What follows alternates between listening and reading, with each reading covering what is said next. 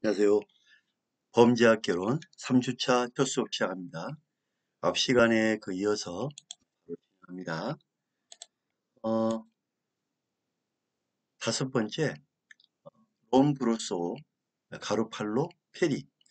롬 브루소나 가루팔로나 페리와 같은 학자들은 형법보다 무엇보다도 범죄자를 우선시하고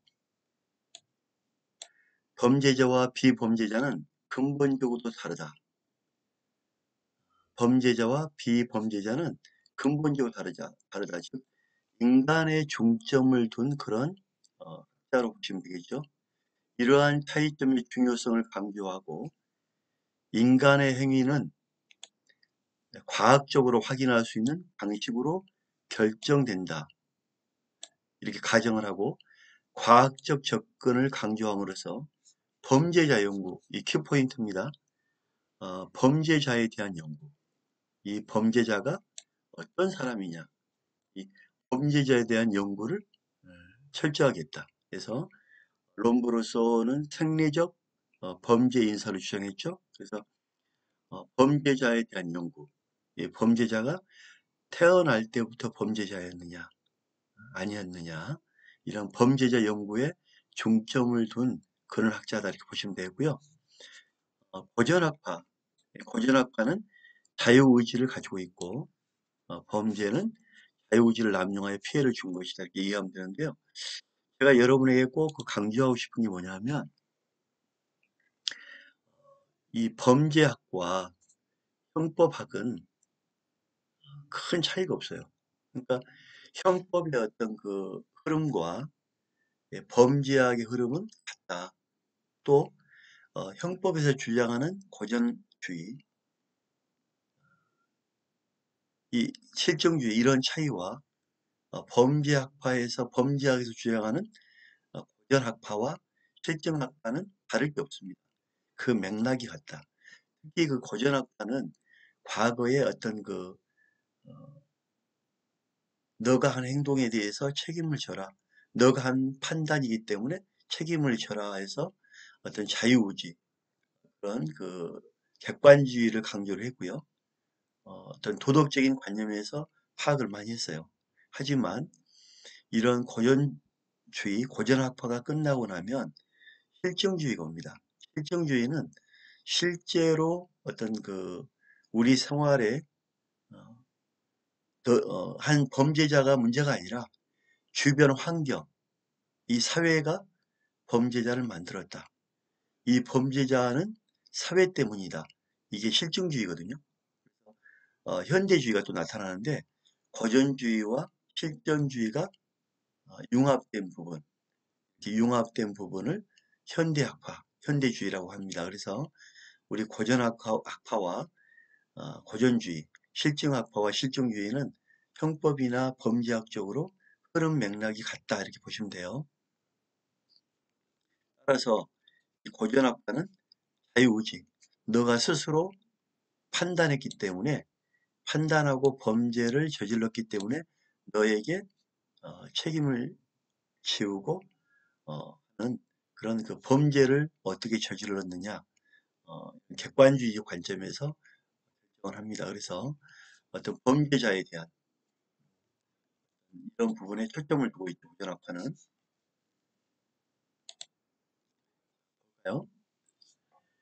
어, 방금 전에 했던 고전주의 한번 더 정리할게요. 고전주의 범죄학파는 인도주의, 어떤 자유 판단을 가진 자유주의, 어떤 이런 부분이기 때문에 형법에 대한 개혁, 형법을 바꾸자, 개혁을 하자. 그리고 감옥 개량 운동에 관심을 가졌다. 보시면 돼요. 자, 서덜랜드와 크래시. 범죄학은, 이 범죄학이 생기는 것은 법을 제정하고 이 제정된 과정, 어, 범한 법에 대해서 어떻게 처벌하는지 반응, 이거를 연구 대상으로 했습니다. 법의 제정과 과정과 집행. 따라서 법의 기원과 발달에 대한 법사회학, 범죄 원인을 규명하는 범죄 병리, 어, 병적인 이유가 뭐냐, 원인이 뭐냐, 병리학적. 다시 한번 할게요. 법의 기원과 발달에 대한 법의 기원과 발달에 대한 법사회화, 법사회학적. 그리고 범죄 원인이 뭐냐? 범죄 원인을 규명하는 법에 대한 범죄에 대한 병리학적 원인, 병리학. 그다음에 범죄에 대한 사회적 반응인 범죄를 저질렀을 때 사회적 반응이 어떻고 어떻게 집행해야 된다. 행영학적 구성을 주장했다. 구성된다고 주장했다. 서들랜드는 화이트 칼라 범죄에 대해서도 유명하다고 했죠. 어, 되게 똑똑한 사람이에요. 그죠? 과거에 미래에 과거에 있는 사람이 미래에 앞으로 이런 화이트 칼라가 범죄가 유행할 것이다. 이렇게 주장하는 사람이거든요. 대단하죠? 자, 베카리아에 대해서 우리 많이 했죠? 베카리아는 범죄 억제의 세 가지 요소로 법은 확실해야 되고 엄격하게 집행돼야 되고 신속해야 된다. 그래서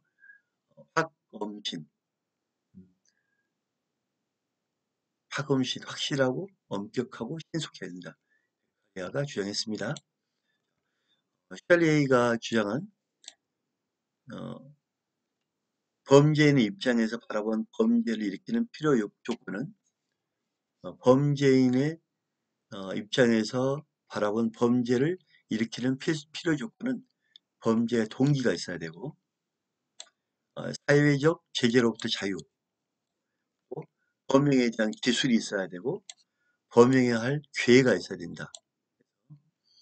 어, 원래 범죄인의 그러니까 범죄를 일으킬 때 범죄인이 아닌 눈이 아니라 범죄인의 시각으로 한번 바라보자. 왜 범죄인의 시각으로 바라볼 때 범죄가 발생하느냐? 그거는 너무 어렵다. 또 차별적인 대우를 받는다. 불평등하다. 그런 어떤 너무 배고프다. 범죄에 대한 동기가 있겠죠. 또 동기가 있는데 이 동기를 가지고 범죄를 저지르려고 하는데 제재가 있단 말이에요. 제재.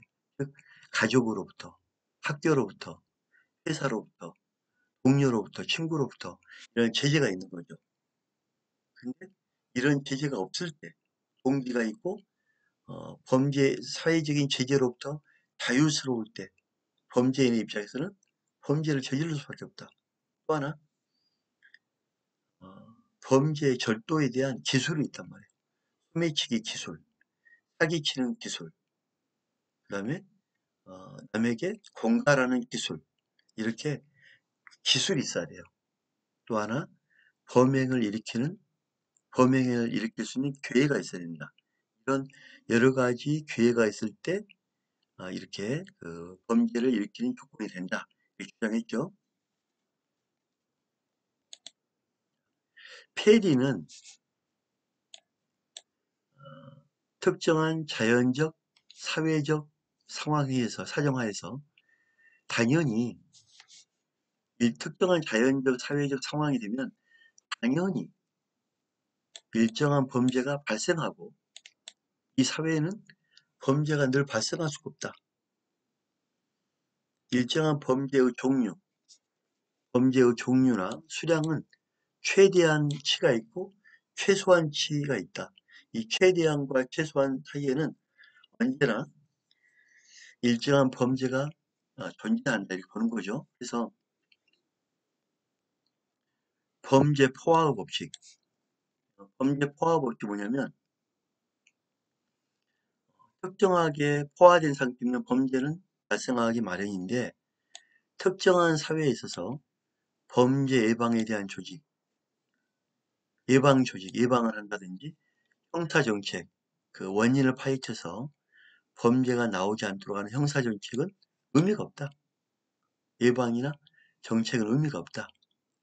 범죄의 박멸, 철저한 감소는 아예 사회 조직을 변경해야 된다. 따라서 우리 사회는 일정한 범죄가 늘 존재한다. 존재할 수밖에 없다. 이게 페리가 주장한 거죠. 범죄 포화의 법칙. 우리 사회에는 일정한 범죄가 늘 발생한다. 이런 일정한 범죄가 늘 존재하기 때문에 이거를 아예 없애려면 사회의 구조를 완전히 뜯어고쳐라. 사회 조직을 바꿔라. 없어져라. 그래야만 범죄가 생기지 않는다. 따라서 이 부분의 키포인트 뭐냐면 우리 사회는 우리가 살아가는 이 사회는 범죄가 어느 정도 늘 존재할 수밖에 없다. 이렇게 페리는 알아본 겁니다. 또 하나 범죄 이론에 따른 정책 방향을 구별해 보면 범죄 심리학 이론, 심리 상담과 치료 요구, 상담하고 치료를 받고 요구를 하고 갈등 이론은 그러니까 범죄 심리학 이론은 범죄 심리라는 것은 상담과 치료를 받아야 된다.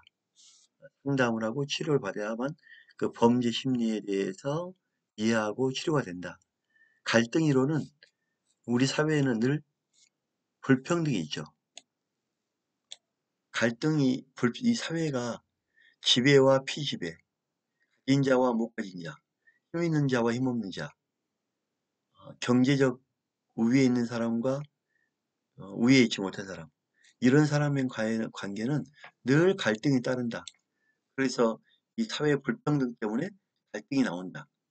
그 다음에 낙인 이론. 낙인 이론인 건 우리 사회에서 늘 누군가 낙인을 찍어버린다. 어떤 편견이라든지 부당한 어떤 그 사람에 대한 어떤 그 인식, 또 가진 자가 못 가진 자를, 힘 있는 자가 힘 없는 자를 낙인을 찍혀서 하기 때문에 한다. 이게 낙인 이론이죠. 따라서 이 낙인 이론을 없애려면 제도를 살펴야 된다. 사회제도. 또 낙인을 찍을 수 있는 전과자라는 낙인을 찍지 말고 비범죄화, 범죄가 아닌 것처럼 만들어야 된다. 이렇게 주장하죠. 범죄 심리, 그 다음에 갈등을 해소해라. 그 다음에 낙인 이론. 낙인 이론 지금도 우리 사회에 전과자로 보내는 것, 처벌해서 전과자 만드는 거는 그 사람에게 낙인을 찍는 거다. 이렇게 보시면 돼요. 자, 이런 이론이 있다. 그 다음에 나라마다 사회 문화와 전통 등에 따라 일탈의 인식은 다르다. 과거에 우리는 머리 기른 것, 머리가 단정하지 못하면 불황자, 또 하나는 밤 12시, 10시 이전에 이후에 다니고 한 거는 잡아갔죠. 밤에 돌아다니는 사람 잡아가 처벌하고, 치마가 무릎만 보여도 잡아갔죠. 자, 하지만 시대와 나라마다 사회 문화 전통에 따라 인식이 다른 거죠. 또 하나 예를 들면 티베트에서는 사람이 죽으면 시체를 시체하여 새에게 먹이는 것이 전통적인 장례 방식입니다. 시체를 이렇게 잘라서 새에게 먹입니다. 근데 우리나라가 만약에 어떤 사람이 시체를 잘라서 해체해서 새를 먹이고 있다 그러면 큰일 나죠, 한국은. 이거는 사체를 훼손했다. 사체를 산의 길에 유기했다. 형법상에 우리는 처벌되죠. 하지만 티베트는 새에게 먹이지만 우리나라에는 시체 모욕, 시체 훼손, 시체 유기 이걸로 처벌합니다. 그래서 나라와 문화에 따라서 처벌도 다른다. 이렇게 보시면 됩니다.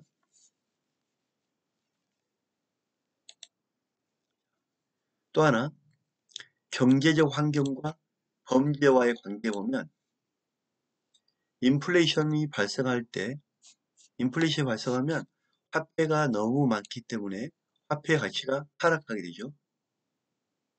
이로 인해서 물가는 전반적으로 상승하여 엄청나게 비싸지요. 돈이 과거에 베네수엘라 보면 한 무더기 돈을 갖고 가서 과일, 또 식료품을 샀죠. 그런 거예요. 그래서 이럴 경우에는 물가가 전반적으로 상승하기 때문에 생계, 먹고 사는 이런 생계형 범죄가 증가하게 되겠죠. 15번째, 사회 법률적 접근에 따르면 서덜랜드는 화이트 칼라라고 그러죠. 화이트 칼라는 상위 계층의 범죄, 잘 사는 사람의 범죄, 권력자들의 범죄, 지배계층의 범죄, 경제적 유리한 사람의 범죄를 화이트 칼라 범죄죠. 서덜랜드 하면 화이트 칼라 범죄 딱 해야 됩니다. 이러한 법률적인 접근, 과거 과거 범죄에는 포함되지 않았던 상위 계층의 화이트 칼라, 경제 범죄, 환경. 자, 환경 범죄가 뭡니까? 잘 사는 대기업에서 공기 대기 오염을 환경시키고 몰래 오염 물질을 버리고 기업에 그런 돈을 많이 버는 기업이 환경 오염을 처리하지 않고 돈을 아끼기 위해서 무단 방류한 경우가 많았죠. 그죠? 이러한 다양한 반사회적 행위까지 포함하여 접근할 것을 주장했죠. 서덜랜드가. 또한 서덜랜드는 범죄학에 대한 정의에서 범죄학이란 범죄를 사회 현상으로 간주하는 지식체계이다. 범죄학의 연구 범죄는 법의 제정 과정. 아까 했죠? 서덜랜드 법의 제정, 위반 행위에 대한 대응 과정이 다 포함된다. 제정, 앞으로 국회에서 화이트 칼라 범죄에 대한 제정, 위반 과정, 대응 과정에 대한 모든 게 포함된다고 서덜랜드는 주장했죠. 정리할게요. 학습 정리. 고전학파. 고전주의는 자유의지가 강요되고 그 자유의지에 따라서 객관적 범죄에 대해서 발생한 범죄에 대해서 처벌하죠. 자, 그렇기 때문에 과거의 어떤 그 고전주의 학파에서는 어떤 범죄를 놓고 강하게 응징해서 일반의 모든 사람이 두려워하게끔 만드는 거겠죠. 볼게요. 고전주의 범죄학파. 고전주의 범죄학은 백가리가 있다. 배는 비읍은 비읍, 범죄와 백가리와 범죄와 비읍, 형벌, 죄와 벌. 백가리아는 공리적 가치가 있어야 된다. 공리주의적 사회 철학, 기초라의 사회에 해를 끼치는 행위에 국한해야 된다.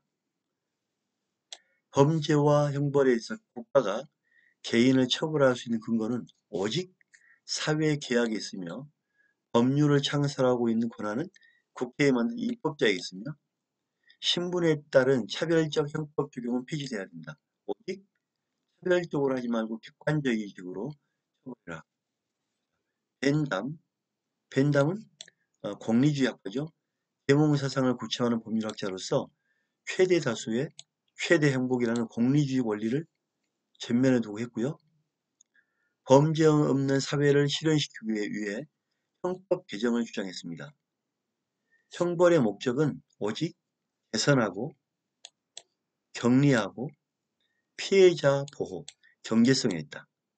따라서 부당한 형벌에 대한 근거 없는 형벌, 유효성 없는 형벌, 고가의 형벌, 불필요한 형벌을 지적했고 벤담은 공리주의적 형벌관에 입각하여 파노피콘이라는 효율적인 감옥 건축 양식을 고안했습니다. 효율적인 감옥 건축 양식을 고안했다. 그 다음에 페스탈로치 한번 볼까요? 페스탈로치는 사생아 방지를 위한 미혼모 처벌 규정이 오히려 그러면 미혼모가 있는 상태에서 아이를 낳은 거를 처벌한다면 그 미혼모는 아이를 죽이겠죠. 그죠? 미혼모가 영아란 거는 막 태어나자마자 우는 아이, 그걸 영아랍니다. 영아를 살해하게 만들고 오히려 미혼모를 처벌하는 가혹한 처벌보다는 교육과 사랑이 중요하다고 주장했죠. 교육과 사랑이 중요하다. 그 다음에 하워드는 지금 그 베카리아, 벤담, 페스탈로치, 하워드가 나왔죠. 하워드는 암스테르담 노육장을 통해서 감옥을 개혁하자. 감옥을 개혁을 하자. 하워드도 벤담이 주장했던 내용처럼 감옥을 개혁하자. 감옥은 안전하고 위생적인 구금시설이야 하고 죄수를 죄질에 따라 성별에 따라 나이에 따라 구별해야 된다. 또한 개선 장수가 될 수 있도록 적절한 노동을 시키고 종교 생활을 하자. 지금 그 하워드가 주장한 내용이 대부분 이루어지고 있죠. 우리 지금 형벌에 이루어지고 있죠. 그죠? 고전주의와 반대되는 실증주의.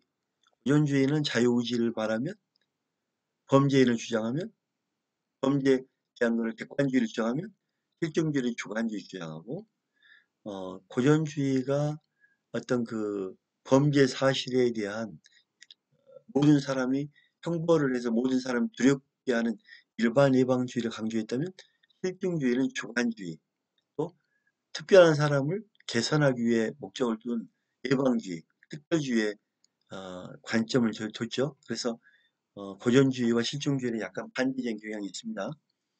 자, 실증주의 범죄학자는 롬브루소, 그 다음에 가로팔로, 페리 많이 했죠. 지금 롬브루소, 가로팔로, 페리 이와 같은 학자는 형법보다는 범죄자, 주관주의, 범죄자를 우선시하고 범죄자와 비범죄자는 근본적으로 다르다.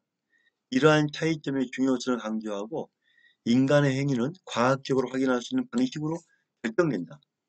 따라서 과학적 접근을 강조하고 범죄자, 범죄가 아니라 범죄자는 범죄는 고전주의, 범죄자는 실증주의잖아요. 범죄자의 연구를 과학적으로 만들었다. 페리는 특정한 자연적, 사회적 상황에 의해서 이 범죄자가 문제가 있는 거 아니다. 사회적인 문제가 있다. 당연히 일정한 범죄가 발생하고 사회적 상황에 일정한 범죄가 발생하고 일정한 범죄의 종류, 수량, 최대한과 최소 사이에 있다. 범죄 포화의 법칙은 페리가 주장한 범죄 포화의 법칙은 자, 페리, 페포, 페, 페포, 폐하, 페포나 폐하나 범죄 포화에서 일정한 그 범죄 포화의 법칙에 따르면 특정 사회에 있어 범죄 예방, 형사 정책은 무의미하고 범죄 방면 철저한 검사는 오히려 사회 조직을 변경해야 한다. 사회 조직을 변경하지 않는 이상 늘 범죄는 일어날 것이다. 페리가 주장했죠. 자, 오늘은 2강까지 수업을 하고요. 다음 시간에 3강 범죄의 목적과 연구 광고하겠습니다. 감사합니다. 수고했습니다.